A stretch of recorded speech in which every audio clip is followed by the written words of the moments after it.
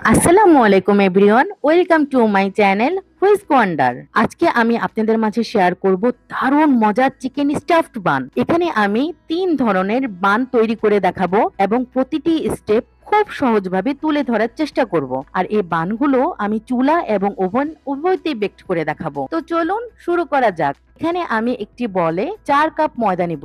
আমি তীর ব্র্যান্ডের ময়দা নিয়েছি। যে কোনো বেকিং আইটেম তীর ব্র্যান্ডই ভালো হয়। এর সাথে আমি 1/2 চামচ লবণ, 4 টেবিল চামচ চিনি এবং 2 টেবিল চামচ ইস্ট নিয়েছি। চেষ্টা করবেন ইস্টটা একটু ভালো ব্র্যান্ডের নিতে। আমাদের এখানে জমজম ব্র্যান্ডে পাওয়া গিয়েছে, তবে অ্যাঞ্জেল ব্র্যান্ডটা ভালো। আর ইস্টটা ট্রাই করবেন ডিপ ফ্রিজে রাখা। নর্মাল ফ্রিজে রাখলে ইস্ট ভালো থাকবে না। এরপর এখানে আমি 1/4 চা চামচ তেল দিয়ে দিব। একটি ডিম ভেঙে দিয়ে এটাকে আরো ভালো করে মেখে নিব। তবে আপনারা চেষ্টা করবেন হাত দিয়ে মাখতে। আমি স্প্যাচুলার মাধ্যমে মাখছি। এরপর এখানে আমি হাতে সয় কুসুম গরম দুধ নিয়ে নিব 1.25 কাপের মতো। প্রথমে আমি 1 কাপ দিয়ে দিব। 1 কাপ দিয়ে মেখে নেব।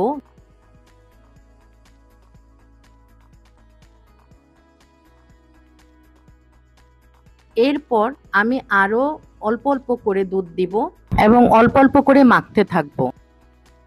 আমি খুব বেশি শক্ত ডো করব না এবং অনেক বেশি নরম ডো করব না।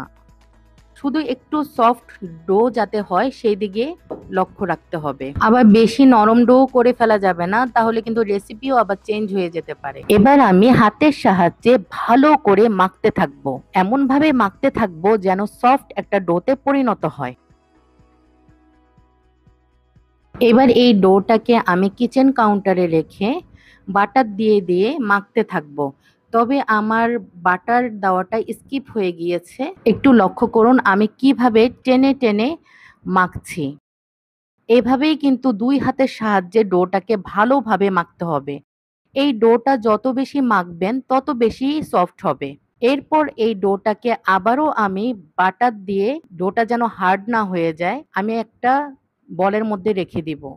এখানে কিন্তু বাটার দিয়ে রাখতে হবে। আমার এটাও স্কিপ হয়ে গিয়েছে। এবার একটি পলি র্যাপের সাহায্যে আমি র্যাপ করে নেব 1 ঘন্টার জন্য। এদিকে ডোটা রেস্টে থাক, ওইদিকে আমি পুর তৈরি করে ফেলি। একটি ফ্রাই প্যানে আমি পরিমাণ মতো তেল দিয়ে পেঁয়াজ দিব।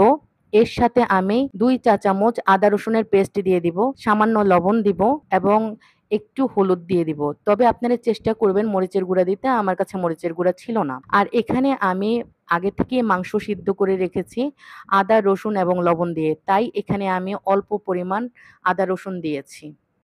যখন নরম হয়ে আসবে এবং সবকিছু একসাথে মিশে যাবে তখন এই পর্যায়ে দিয়ে দিতে হবে 1/2 চা চামচ ধনিয়া এবং জিরার গুঁড়া।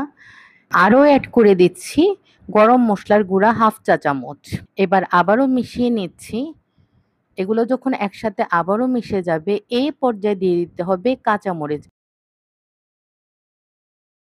এবার আমি 1/4 চা চামচ চিকেন স্টকের সাথে 3 চা চামচ গুঁড়া দুধ এবং 2 টেবিল চামচ টমেটো সস দিয়ে দিচ্ছি। এই টমেটো সস এবং গুঁড়া দুধটা কিন্তু অনেক বেশি টেস্ট বাড়ায়। এবার আমি মিহি করে রাখা পেঁয়াজ কুচি দিয়ে দিচ্ছি 2 কাপ। আমি 1 কাপ চিকেনের সাথে 2 কাপ পেঁয়াজ কুচি দিয়েছি।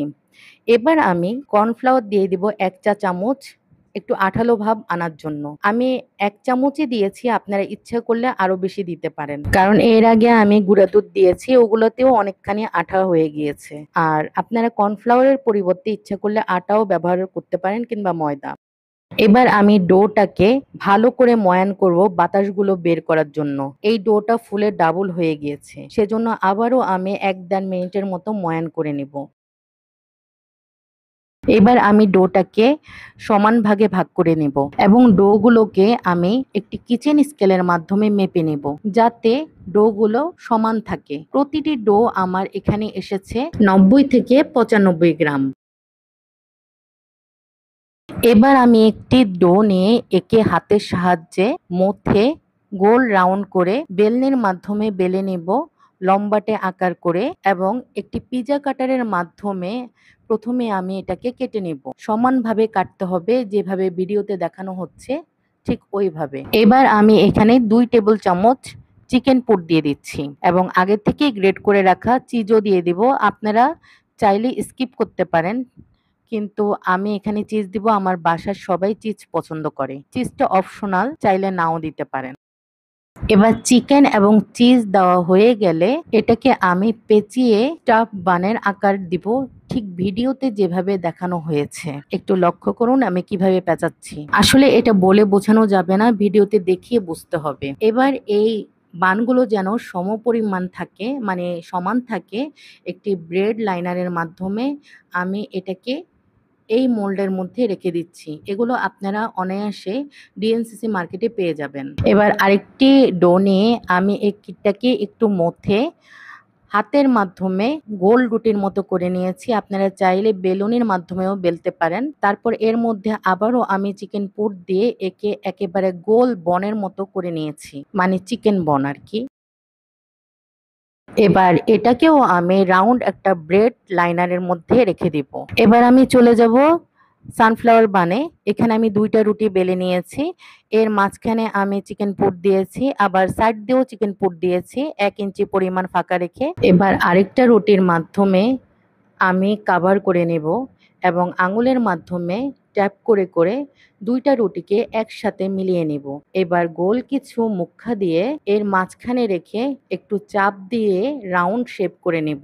এবার পিৎজা কাটারের মাধ্যমে আমি রুটিটাকে কয়েক ভাগে ভাগ করে নেব। এবার এই কাটা অংশগুলোকে একটু উল্টে পাতা শেপের মতো করে নেব, ঠিক ভিডিওতে যেমনটা দেখছেন। আসলে এগুলো দেখেই বুঝতে হবে, বলে বোঝানো যাবে না। আমি ঠিক যেমনটা দেখিয়ে দিচ্ছি সানফ্লাওয়ার ব্রেডটা ঠিক তেমনই হবে। এবার সবগুলো বান যখন তৈরি হয়ে যাবে, আর সৌন্দর্যের জন্য সাদা তিল দিয়ে দিব। এই পর্যায়ে বানগুলোকে কাপড় দিয়ে 10 মিনিটের জন্য ঢেকে রেখে ডিম ব্রাশ করে দিয়েছি এবং এর উপর সাদা তিল ছিটিয়ে দিয়েছি দেখার সৌন্দর্যের জন্য।